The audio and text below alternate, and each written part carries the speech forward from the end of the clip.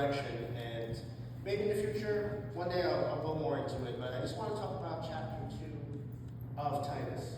I'm going to call it The Life of an Elder. Basically, I followed Elder John for the past week, and this is basically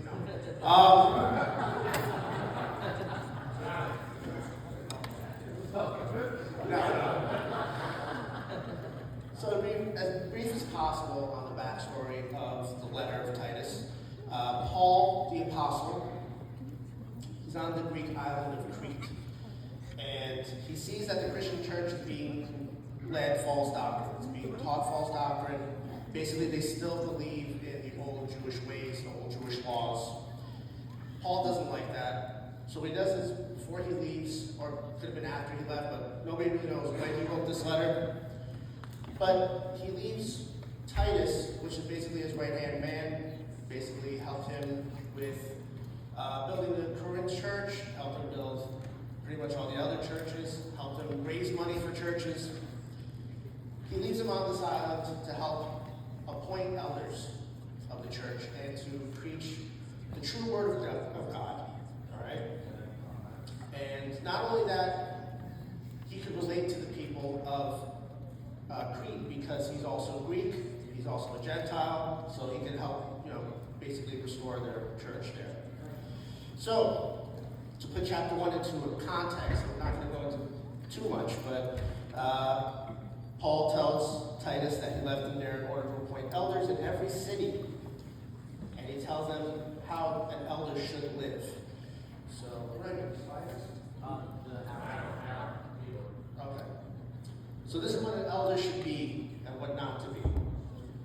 Elders must be hospitable, a lover of goodness, prudent, upright, devout, sober-minded, and self-controlled. They must not be arrogant, hot-tempered, violent, and greedy for gain. Understood. We can't be 100%. All right, so understood. We cannot all be elders of the church. Not everybody can do that. But that doesn't mean we shouldn't be elders in our home.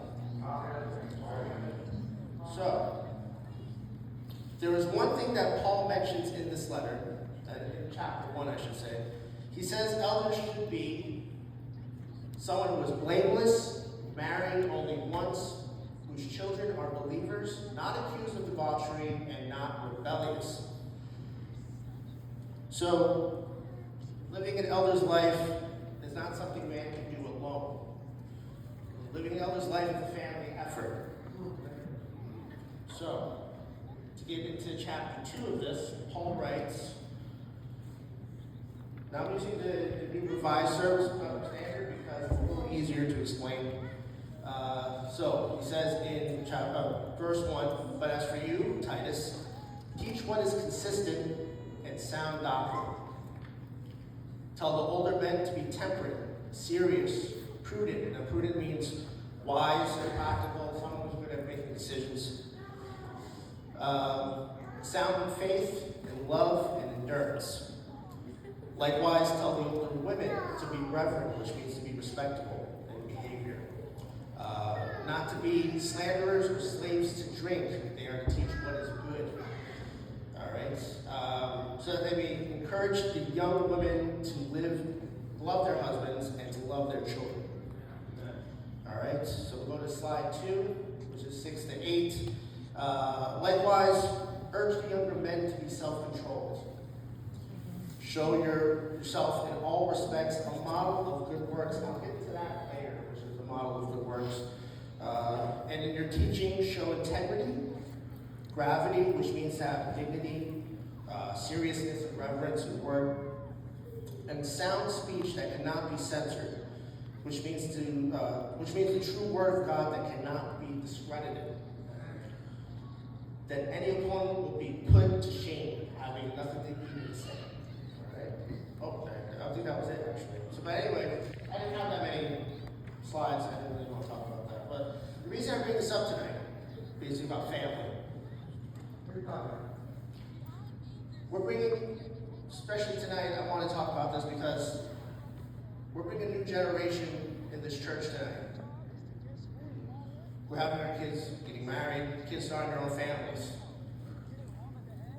Pretty soon we're going to have our babies coming here being dedicated on this altar. And pretty much, it's a beautiful thing because I would teach this and say, hey, this is how you guys have to live, but this younger generation doesn't really need it. They're already living the elder's life. I don't have to say, oh, they're out doing things that, no, they're coming to church. All these kids, they're not like what we all used to be.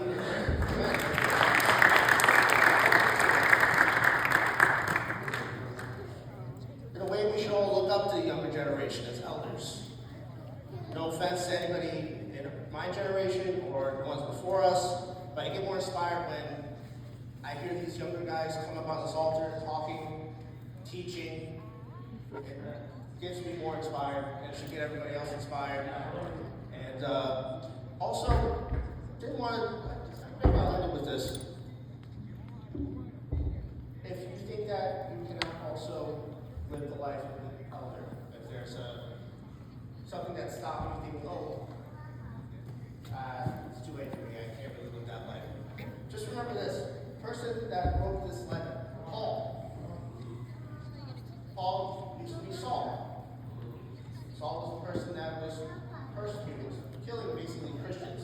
A few decades before writing this letter, directing the church, making churches, showing people how to live a godly life. So I just want to end it like that. So anyway, that's pretty much all I have to say. God bless you.